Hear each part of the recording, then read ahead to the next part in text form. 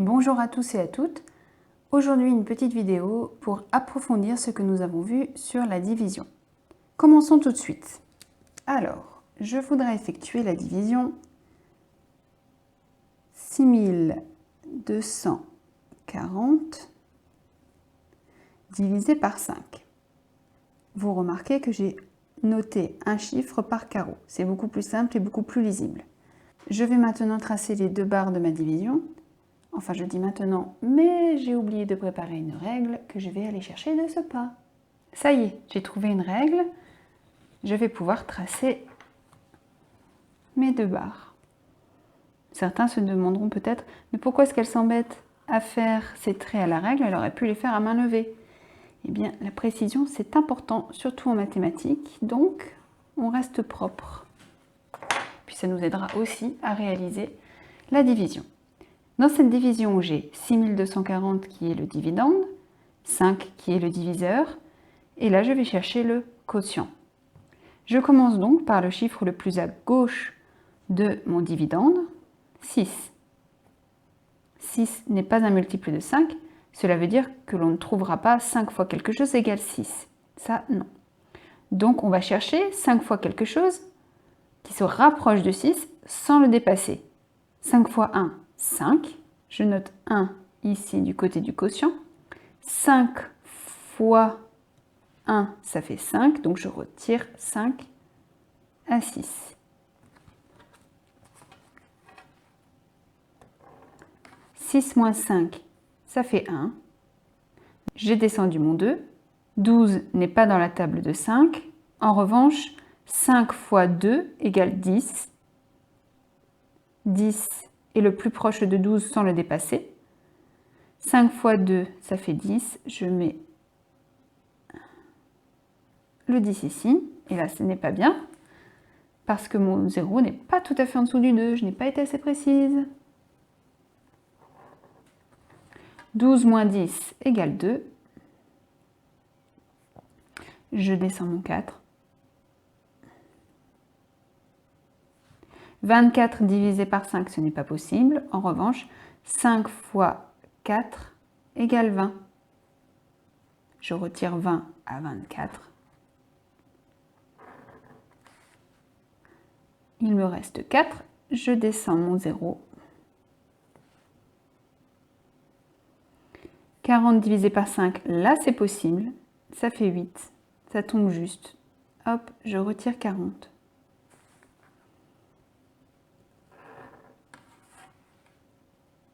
Et il me reste 0. Bon, je n'ai pas prévu une barre assez grande. 6240 divisé par 5 égale 1248. 1248 est mon quotient. Je n'ai pas de reste, il ne reste rien. Ça, c'était pour la petite révision. Aujourd'hui, j'aimerais que l'on approfondisse cela. On va prendre un autre dividende. On va prendre le dividende 3215. Divisé par 5, toujours. On garde le même diviseur.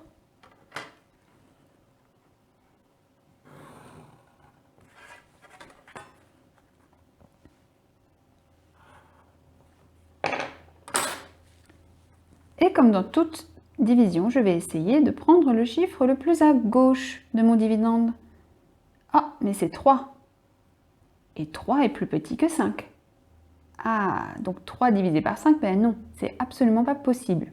Ce que je voulais vous montrer aujourd'hui, c'est que lorsque l'on a le premier chiffre qui est plus petit que le diviseur, eh bien, on est obligé d'élargir, donc on va prendre les deux premiers chiffres, seulement lorsque le premier est plus petit que le diviseur.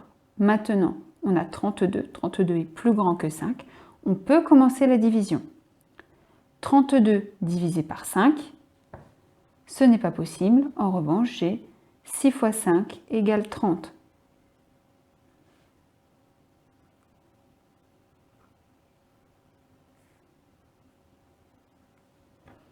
Il reste 2. Ah, j'ai oublié ma petite barre.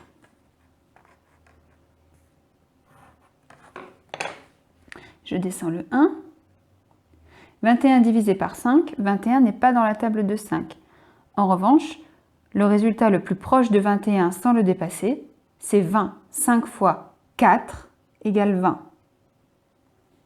5 fois 4, je mets le résultat 20 ici. Je fais ma soustraction.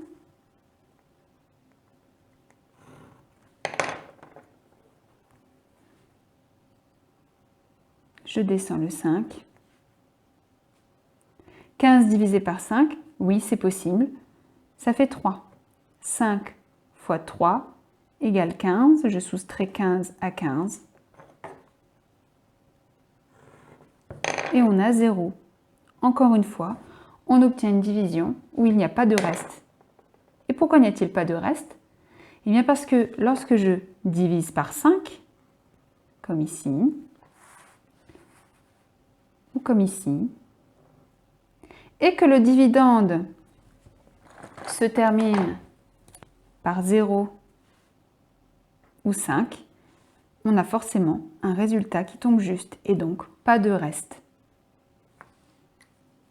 Ce qu'il faut retenir de cette vidéo, c'est que lorsque l'on veut commencer une division, si le premier chiffre est supérieur à 5, on ne prend que celui-ci.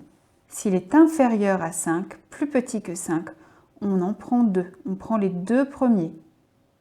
Si vous n'êtes pas sûr de votre résultat, vous pouvez très bien faire une multiplication pour vérifier.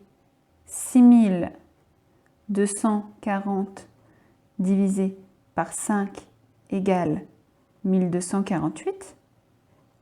Mais cela veut dire que 1248 fois 5, c'est l'opération inverse, égale 6240. Et je vais vous le prouver tout de suite par la multiplication. 5 fois 8 égale 40, je pose mon 0, je retiens 4. 5 fois 4 égale 20. 20 plus la retenue, ça fait 24. Je pose 4, je retiens 2. 5 fois 2 égale 10, plus 2 égale 12. Je pose mon 2 de 12 et je retiens 1. 5 fois 1, 5, plus 1, 6. Et voilà.